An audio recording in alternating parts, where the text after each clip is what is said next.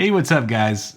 Alex here with a new video, and today we're going to be doing my review on the new Sigma 24mm 1.4 DG-DN art lens for the Sony E-mount. If you are new to the channel, I am a portrait photographer based out of Orlando, Florida, and a former wedding photographer. I am a huge fan of prime lenses, and I've reviewed the Sigma 35 1.4 DG-DN art lens, and I fell in love with that lens. So when Sigma announced the 24mm, I got super excited because that's a focal length I haven't really used much, but been really wanting to get into. Sigma did loan me this lens for review.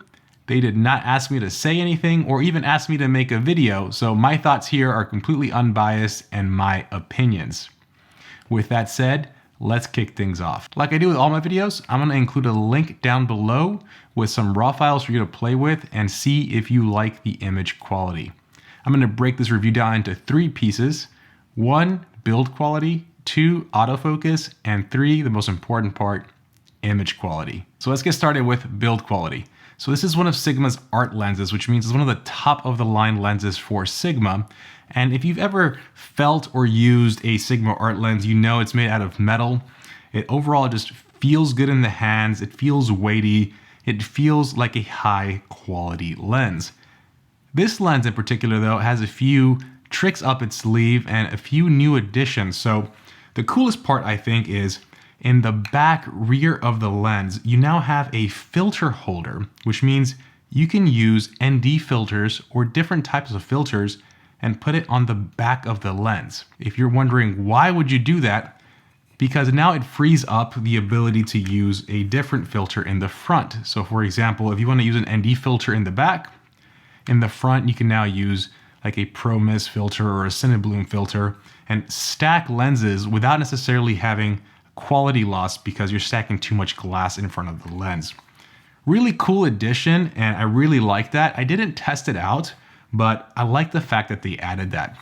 This lens also does have a variety of buttons and switches. So you do have an AF, MF toggle switch, you do have a customizable button, and a new switch for autofocus and manual focus. So what this does is, if you're manually focusing and you kind of nail the spot you want to be in, you can lock the focus. So if you accidentally turn the ring or turn the lens, you're gonna be A-okay. Another cool addition here, thinking about the people who really trying to nail that critical focus, whether it's in video or different types of photography, and you don't wanna lose it. And then finally, you do have another switch for your aperture click. So you can declick the lens if you're using it for video.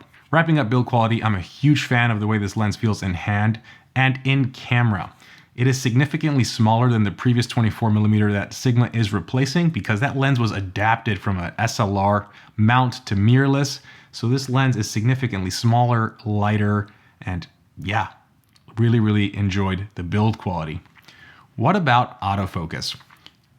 This one's gonna be a quick one. It works great. It works like a native lens. Long gone are the days where third-party manufacturers couldn't get good autofocus on cameras. With the newer mirrorless cameras, you're using the sensor to focus, and all of Sigma's latest lenses with Sony and even E-mount work like native lenses. I never once missed focus because of the lens, and overall, I was extremely impressed. If you're using a new Sony body for video and you want to use like lens compensation or the lens breathing control, obviously this won't work. But as far as autofocusing, you will not be able to tell a difference between using this lens and a native Sony lens. Kudos to Sigma. And now image quality.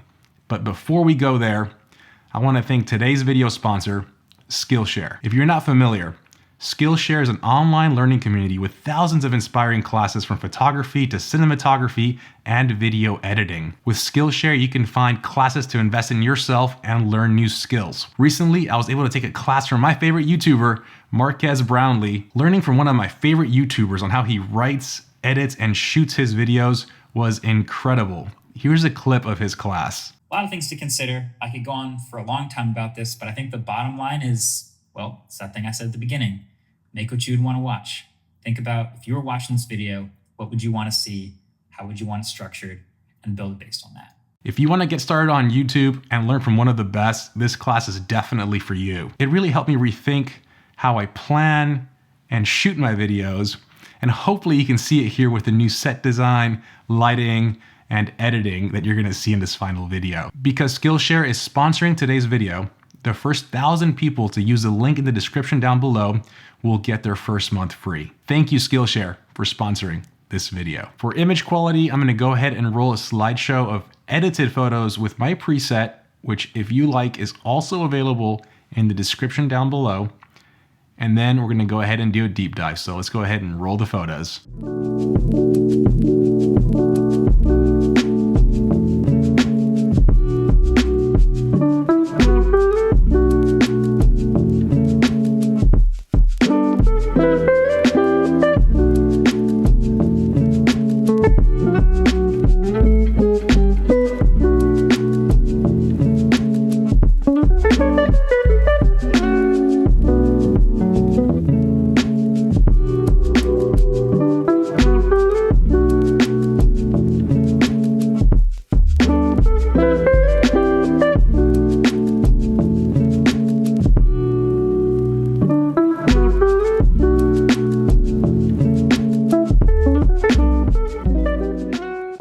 Okay, so what did you guys think?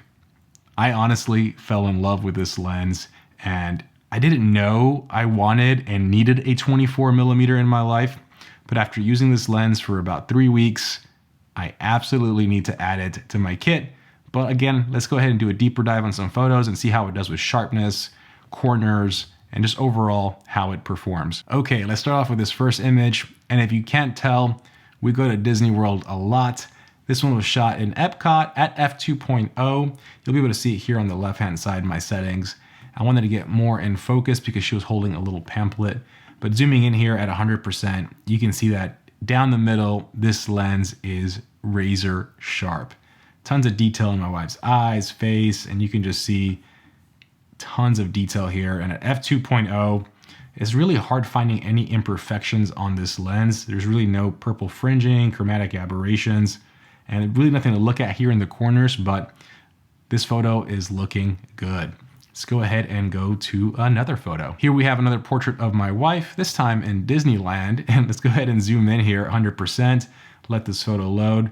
Again, this lens is razor sharp. Tons of detail in her face. This is actually shot at 1.4 at a distance. So usually with wide angle lenses, what I found is the farther the subject is, sometimes the focus can be a little shifty. Only when you go super wide and when you're kind of at a distance. Here, the lens always picked up my wife's eye and face, and you can see here it's just razor sharp. Here, if I go over to the corners, really again, nothing to see, but you can see there's really no distortion here. And overall, another clean image. Let's go ahead and go to a landscape photo of the man himself. Here we have a picture of the iconic Friends statue with Walt Disney and Mickey. Again, this one was shot at f1.4. Zooming in at 100%, once this photo loads here, you're gonna see razor sharp. Tons of detail. Finally here, if we actually go beyond 100%, we're gonna go ahead and see that. If you look at Walt's fingers, let's go ahead and zoom in some more. We finally got some purple fringing. So obviously a high contrast situation. There is gonna be some purple fringing, but we had to look for it. So at 100%, you can barely notice it. At 200%, it's definitely there in his hand. Purple fringing in high contrast situations is a thing. And again, when you're looking at a one-to-one image here, you don't necessarily notice it. Zooming in at 200%, it is there. Let's see if we spot it in more images. Let's go ahead and look at more photos of my wife at Disneyland. Looking at another image here of my wife, zooming in at 100%. Again, sharp and contrasty, tons of detail. This photo doesn't necessarily have, like I said, a backlight, so you don't really see any fringing in any of my wife's jewelry or anything around her. Here in the tree, you see a little bit of the green fringing here in the background. Overall, another beautiful image. Let's look at some more. And keeping with the theme of today's samples, my wife again, zooming in at 100% at 1.4, razor sharp, tons of detail. Looking at the background, everything looks nice and creamy. And yeah, as you can see, like there's really nothing to really complain about this lens. I also took some photos of my friend's daughter at Disneyland. These are super cute. Looking at them, these are a little bit high ISO, so you're gonna see some noise when I zoom in at 1600. And just the image quality here, once this kind of clears up, she's tack sharp. She's having a blast.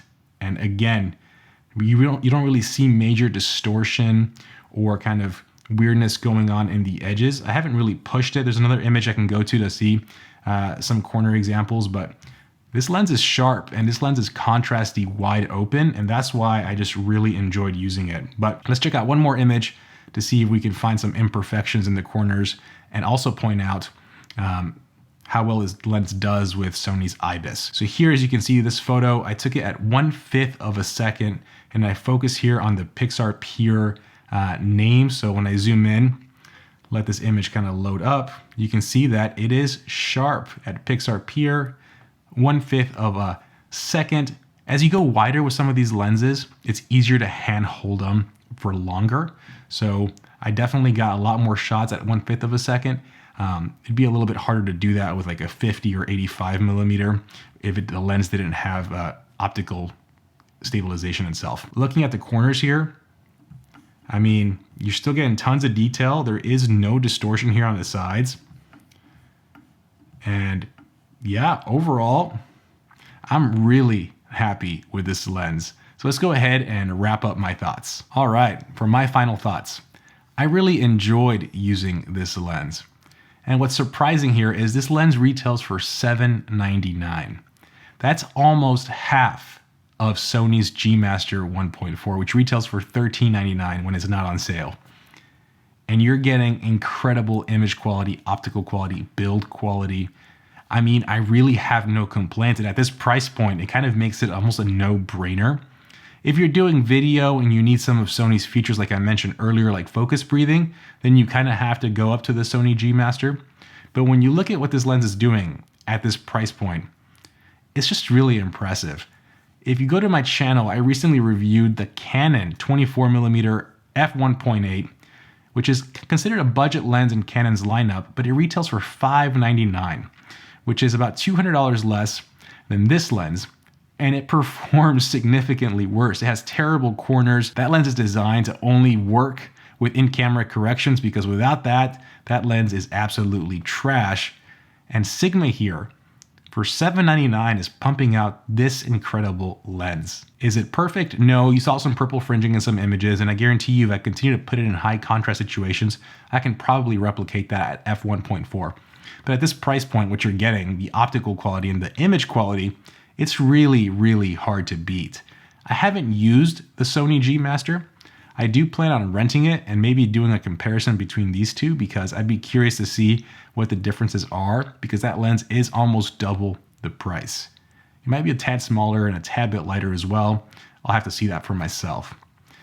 I did say, and I did mention earlier in the video, Sigma did loan me this lens for review, which means I don't own it. And I think the best way to wrap up a review or wrap up your thoughts is kind of shopping with your wallet. I have to return the lens tomorrow, and I will also be placing an order for my very own copy because I fell in love with this lens and this focal length, which surprised me. It's also on the new iPhone, so maybe psychologically, I'm already kind of just getting used to that framing.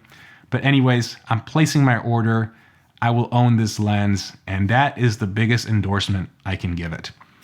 With that said, hopefully you enjoyed this review. As always, please like, subscribe, and I'll see you on the next one. Have a good one, guys. Peace.